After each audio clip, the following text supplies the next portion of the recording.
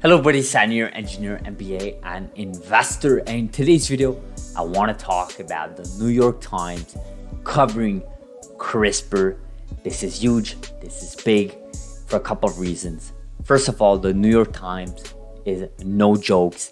For most Americans, probably over 90% I would argue, the New York Times is considered to be one of the most prestigious media publishers out there, not just in US, but of the world, right? So the New York Times is no joke.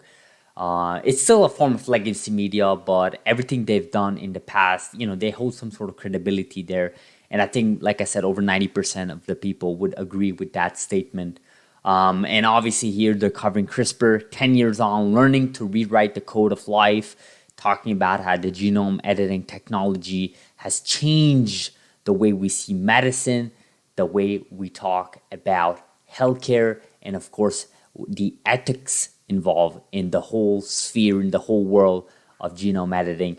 So this article was published today, and I just thought, you know what, let me make a video on this because I think it's just amazing that CRISPR is being covered by the New York Times. And of course, in the article here, they go over a lot about Jennifer Doudna, but also Emmanuel Charpentier, obviously both winners of the Nobel Prize in 2020, obviously referencing back to their discovery in the summer of 2012 when they first made news originally with CRISPR.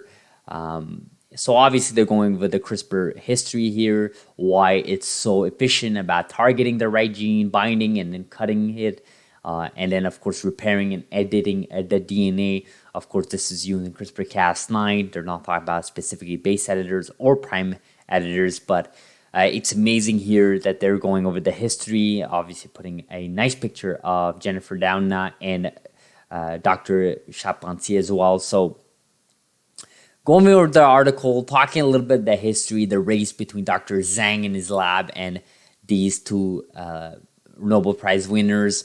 They're talking about companies like Caribou Biosciences, CRISPR Therapeutics, partnership with Vertex and TLA.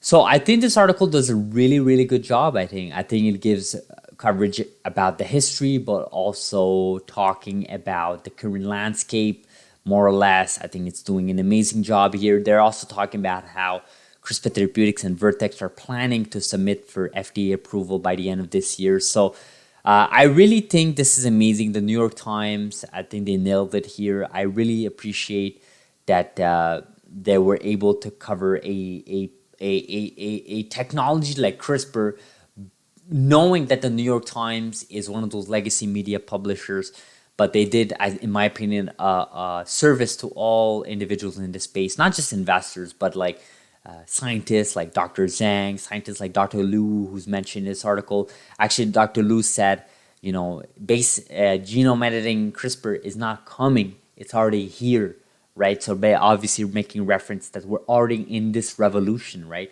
And this ties really well with yesterday's video where I talked about the genomics revolution. I talked about the CRISPR revolution, how there's so many reasons I believe that we're going to be experiencing the next 3 to 8 years in an era that we've never experienced before, whether that's from the investing side of things in the biotech, or just as an enthusiast in the science world, in the biotech world, where we're able to use CRISPR for the first time ever on humans, as far as having data so far on human therapeutics. But I'm talking about in 4, 5, 7, 8 years when we have multiple programs ongoing, multiple partnerships from these companies, and then you see this mainstream hitting.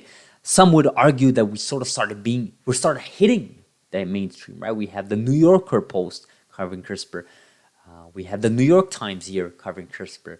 We have Wall Street Journal talking about CRISPR here and there. So we have so many here, legacy media is starting to cover this space, but again, it's hard to call it a mainstream when we don't even have an FDA-approved CRISPR therapy right now. So how it can't really be mainstream if you can't even have it to the public, in my opinion, right? It's limited to only a specific set of individuals. Under about 200 patients around the world have gotten some sort of therapy when it comes to CRISPR. So clearly it is not the mainstream. But of course, there's so many questions to be addressed before we even get there such as the ethics part that I will not head into in today's video, but obviously this article does it by referencing to the incident in China with quote-unquote genome edited babies.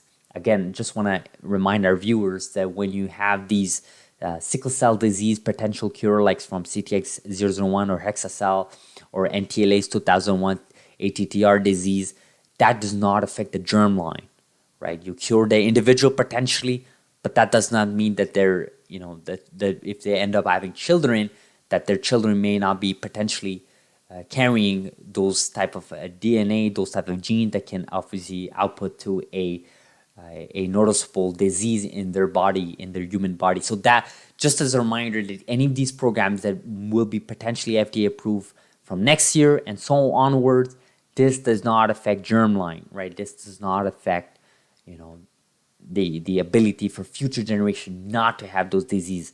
Now, will we get there? Will we get to a point where we're able to affect those germline? Look, guys, it's not going to happen anytime soon, okay? Anytime soon. And I don't even have to explain to you guys why that is the case, right? Because once you do go open that door, you open a can of worms, right? That I will not get into. So obviously here, they're talking about that ethics piece at the end of this article. But amazing article here from New York Times. Thank you so much for the individuals at New York Times for covering this article.